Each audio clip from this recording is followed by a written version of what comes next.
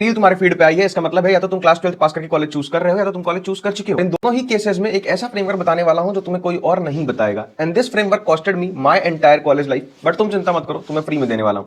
एक ऐसा simple framework जिससे तुम डिसाइड कर सको कि तुम्हारा बेस्ट कॉलेज कौन सा होना चाहिए, instead of watching those fake reviews जिन्हें भर भर के पैसे मिलते हैं झूठ बोलने के लिए। तुम्हारे स्क्रीन पे ये 3 फैक्टर दिख रहे होंगे। Factor 1 that is placement, factor 2 that is return on investment, and सबसे इंपॉर्टेंट एंड सबसे last factor that is location.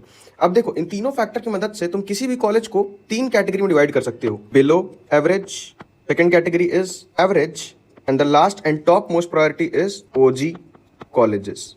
अब इन तीनों में डिफरेंस एक ही है। देखो, अगर ऊपर के फैक्टर्स में से सिर्फ एक फैक्टर मैच करता है, मान लो तुम्हारे कॉलेज का सिर्फ लोकेशन अच्छा है, तो वो हो जाता है below average college. But instead अगर तुम्हारे कॉलेज में सिर्फ लोकेशन नहीं, लोकेशन के साथ साथ एक और चीज अच्छी है दैट इज प्लेसमेंट, वो हो जाता है एक गुड कॉलेज। सिमिलरली अगर वो 2 फैक्टर की बजाय अगर ये 2 फैक्टर मैच करते हैं, मान लो तुम्हारे कॉलेज का प्लेसमेंट अच्छा है और रिटर्न ऑन इन्वेस्टमेंट भी अच्छा है, जैसे कि जाधवपुर यूनिवर्सिटी, उसे हम बोलते हैं एक गुड कॉलेज। बट अगर तुम्हें इन तीनों का मिक्सचर मिल जाए, उसे हम बोलते हैं ओजी कॉलेजेस।